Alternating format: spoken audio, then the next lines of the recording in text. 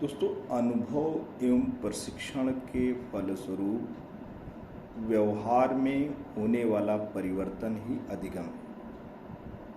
इससे पहले जो हमारा लेक्चर था वो पूरी तरीके से केंद्रित था कि अधिगम जो मनोवैज्ञानिक और शैक्षिक विषय वस्तु है, इसकी अवधारणा को स्पष्ट करना। तो दोस्तों, अधिगम एक अस्थाई परिवर्तन है। और कहाँ आया परिवर्तन है? अधिगम व्यवहार में आया अस्थाई परिवर्तन है, जो कि अनुभव एवं प्रशिक्षण के फलस्वरूप घटित होता है। किसी भी प्रकार का परिवर्तन, अगर वो ड्रग्स लेने से हो रहा है, औषधि व्यसन से हो रहा है, किसी भी प्रकार का उत्तेजनात्मक यानी शरीर मनोदैहिक जो प्रक्रिया को उत्तेजित करने वाले पदार्थ हैं, चाहे नशीला पदार्थ हो यानी मैरिजुआना, अल्कोहल या किसी भी प्रकार का उत्तेजक जो पदार्थ होता है, उसको लेने के फलस्वरूप अगर व्यवहार में परिवर्तन आता है, मनोदशा जो कि बिगड़ी हुई हो थकान के फलस्वरूप या संवेदनात्मक जो दशाएं होती हैं, घर का जो संवेगात्मक वातावरण होता है, एकाएक कभी बिगड़ जाता है और व्यवहार में परिवर्तन हो जाता है। ऐसे परिवर्तन को अधिगम हम बिल्कुल नहीं कहते हैं, क्योंकि शरीर में कुछ जैविक परिवर्तन होते हैं, उनकी वजह से अगर कोई व्यवहार में परिवर्तन हो रहा है तो हम इसे अधिगम नहीं मानते।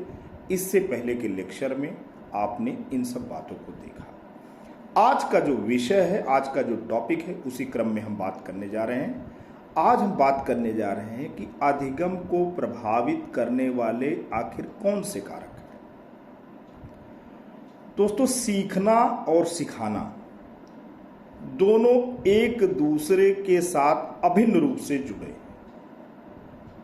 जहां सिखाना शिक्षण कहलाता है, और हर तरीके का सिखाना शिक्षण नहीं है, एक व्यवस्थित वातावरण का निर्माण जो कि एक शिक्षक ही कर सकता है, और उस व्यवस्थित सकारात्मक सौहार्दपूर्ण वातावरण के निर्माण के फलस्वरूप शिक्षक बच्चों को मार्गदर्शन करता है। शिक्षक बच्चों की जो सुसुप्त क्रियाएं हैं, जो उनकी मनोदैहिक क्रियाएं हैं, उनको सीखने की ओर उन्मुख करता है, तो बच्चे सीखते हैं। दोस्तों, कहा जाता है कि अधिगम एक जन्मजात प्रक्रिया है। दोस्तों, अधिगम जन्मजात प्रक्रिया किस अर्थ में है? बालक मां के गर्भ से ही सीखना चालू करता है। आपने महाभारत की कथा जरूर सुन रखी होगी, जिसमें एक पात्र अभिमन्यु थे, जो कि ग्रेटेस्ट जो धनुर्धर थे, महानतम धनुर्विद्या का ज्ञान रखने वाले अर्जुन के सुपुत्र थे, और उनको मां के गर्भ से ही किस प्रकार से जो व्यूह रचना हुई है, उस व्यूह रचना को तोड़ने का, चक्र व्यूह भेदने का, उन्होंने जो भी ज्ञान प्राप्त किया था वो अपने मां के गर्भ से किया था। तो हम कह सकते हैं कि जो सीखने की प्रक्रिया है वो जन्म के उपरांत ही नहीं, बच्चा जब गर्भ में आता है उससे इस धरा पे अवतरित होने के पश्चात जीवन पर्यंत ये जो प्रक्रिया है वो सीखना है।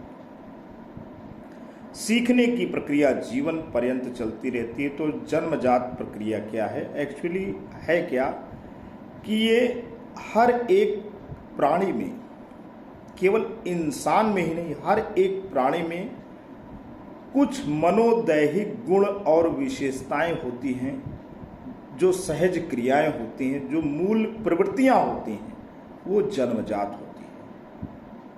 और इन्हीं मनोवैज्ञानिक मनोदैहिक जो गुण विशेषता एवं प्रवृत्तियां हैं, जो क्षमताएं हैं, जो विशेषताएं हैं, जो सीखने की पूर्वगामी दशाएं हैं, वही व्यक्ति को सीखने के लिए प्रवृत्त करती हैं। इसीलिए ये कहा जाता है कि सीखना एक जन्मजात प्रक्रिया है।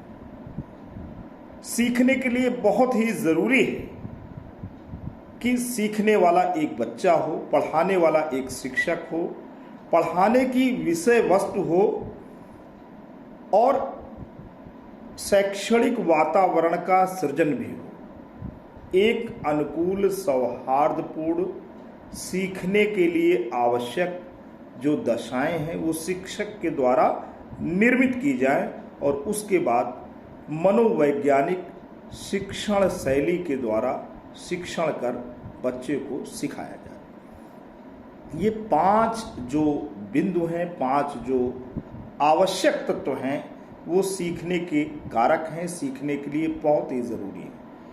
इसके बाद भी तमाम बातें हैं। अब क्या बातें हैं? पहली बात यह है कि पूर्व ज्ञान अगर बच्चे को है, कोई बच्चा आपके पास आता है, मान लीजिए एक सरकारी विद्यालय में किसी भी बच्चे का प्रवेश 6 वर्ष की उम्र में कक्षा 1 में होता है। उससे पहले बच्चे ने प्ले ग्रुप, जूनियर केजी और सीनियर केजी, यानी प्ले ग्रुप, जेकेजी, एसकेजी, इसको बच्चे ने किसी भी प्राइवेट शाला से पढ़ रखा है या सरकारी आंगनबाड़ी केंद्र में बच्चे का दाखिला हुआ है और बच्चे को खेल खेल में शिक्षा मिली, तो अधिगम 0 से शुरू तो होता नहीं। ऐसा तो है नहीं कि बच्चा जो भी आया उसकी शुरुआत 0 से होगी। अगर वो प्राइवेट जो संस्थान जिनकी अभी हमने बात किया या सरकारी संस्थान जिनकी हमने बात किया, वहाँ पर भी बच्चा नहीं लिखा पढ़ा है तो भी घर का वातावरण अगर शैक्षिक है तो बच्चे को कुछ न कुछ शिक्षा मिली है। तो सीखने से पूर्व अगर अधिगम हुआ है, आधारभूत दशाएं पैदा की गई हैं, तो बच्चा जल्दी सीखेगा। दूसरी अगर हम बात करें तो विषय वस्तु जितनी ही आकर्षक होगी, जितनी ही उपयोगी होगी, जितनी ही सार्थक होगी, बच्चा उतना ही जल्दी सीखेगा। तो पहली बात जो कि हमने कहा कि सीखने से पूर्व, किसी भी चीज़ को सिखाने से पूर्व अधिगम हुआ हो। दूसरा, विषय वस्तु का आकर्षक होना। तीसरी सबसे बड़ी बात है फिजिकली फिट होना। बच्चा 6 वर्ष की आयु में किसी भी सरकारी पाठशाला में कक्षा 1 में अगर वो नामांकन कराता है तो उसका शरीर स्वस्थ होना चाहिए, क्योंकि बच्चे की एकाग्रता, बच्चे का कॉपी को हाथ में लेना, बच्चे का पेंसिल को पकड़ना, उसकी ग्रिप को मेंटेन करना, अगर बच्चा स्वस्थ है तो चीज़ें बहुत ही जल्दी ग्रैस्प करता है, बहुत ही जल्दी बच्चा चीज़ों को पकड़ लेता है और सीख जाता है। और आगे हम दोस्तों बात करेंगे कि मानसिक रूप से स्वस्थ होना भी बच्चे को ज़रूरी है। अगर बच्चा मानसिक रूप से स्वस्थ है तो बच्चा चीज़ों को बहुत ही जल्दी सीखेगा। अगर बच्चा मानसिक रूप से मंदित है, औसत दिमाग उसका कम है, ऐसी स्थिति में बच्चे को सीखने में समस्या आएगी। हम बात कर रहे हैं अधिगम को प्रभावित करने वाले कारक। तो अधिगम को प्रभावित करने का पहला कारक यही रहा कि किसी भी चीज़ को सिखाने यानी अधिगम को शुरू करने से पहले अगर पूर्व अनुभव अधिगम का है तो बच्चा जल्दी सीखेगा। दूसरी हमने बात किया विषय वस्तु कैसा है। विषय वस्तु बच्चों के लिए आकर्षक है, उपयोगी है बच्चों के लिए, तो बच्चे जल्दी सीखते हैं। और उसके बाद हमने बात किया कि शारीरिक रूप से फिजिकली फिट एंड मेच्योरिटी, दोनों चीज़ें। फिटनेस एक अलग चीज़ है, परिपक्वता अलग चीज़ है। बच्चा अगर 4 साल का रहेगा तो उसका ब्रेन का डेवलपमेंट उस कदर नहीं रहेगा। तो कक्षा 1 में अगर आप एडमिशन कराएंगे तो जो बच्चा जैविक रूप से यानी उसकी उम्र ज़्यादा होगी वो जल्दी सीखेगा। और इस बच्चे के अंदर जो कि 4 वर्ष का है इसकी जो शारीरिक क्षमता होगी वो सीखने की ओर उतनी ज़्यादा नहीं होगी जितना कि एक 6 वर्ष का बच्चा तैयार हुआ है। तो बात कर रहे थे फिजिकल फिटनेस एंड मैच्योरेशन, ऐसे ही मेंटल फिटनेस और मैच्योरेशन, मानसिक रूप से भी फिट होना ज़रूरी है। फिर हम बात करेंगे सीखने की इच्छा।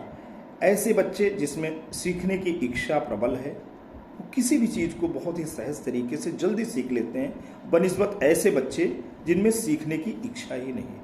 यानी will to learn, one who is willing to learn very easily, ये बहुत ही इंपॉर्टेंट फैक्टर है। आगे हम बात करेंगे प्रेरणा।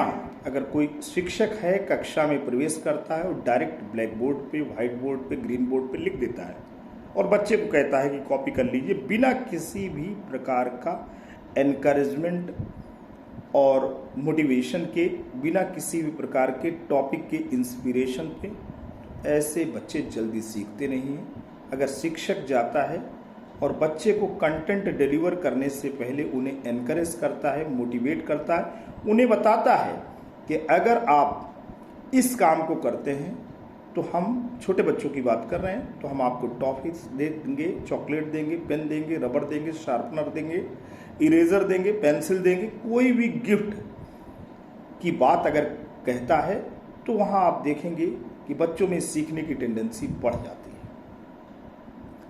आगे हम बात करेंगे, आगे दोस्तों हम ये बात करेंगे, मोटिवेशन की हमने बात कर लिया।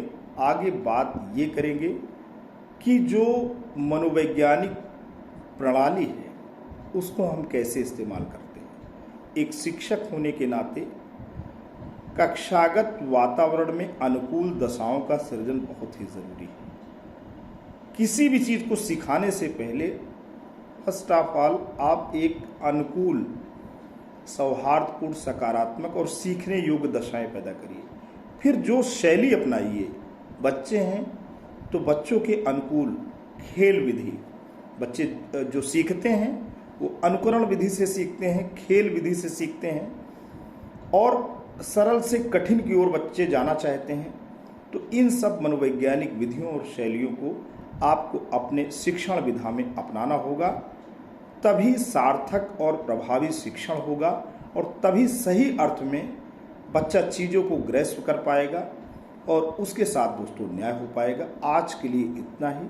अगले वीडियो में हम फिर मिलेंगे अधिगम के सिद्धांत को लेकर के। अभी हमने 2 टॉपिक क्लियर किए, अधिगम का अर्थ और विभिन्न शिक्षाविदों और मनोवैज्ञानिकों द्वारा अधिगम के बारे में क्या बातें कही गई हैं, क्या परिभाषाएं दी गई हैं, और दूसरा टॉपिक ये रहा factors affecting the process of learning. Next topic में हम फिर मिलेंगे और अधिगम के जो प्रचलित सिद्धांत हैं जो कि परीक्षाओं में, चाहे वो सीटेट हो, चाहे वो टेट हो, चाहे आप डीएलएड कर रहे हैं यानी बीटीसी कर रहे हैं या बीएड या हायर एजुकेशन ले रहे हैं, एजुकेशन के क्षेत्र में आपको हेल्प करेगा। आज के लिए इतना है। वीडियो इन्फॉर्मेशन अगर आपको अच्छा लगा है दोस्तों लाइक करें। चैनल पे नए हैं, पहली बार विजिट कर रहे हैं तो एजुकेशनल इनसाइट आपका चैनल है, इसे सब्सक्राइब भी करें। Thanks for watching this.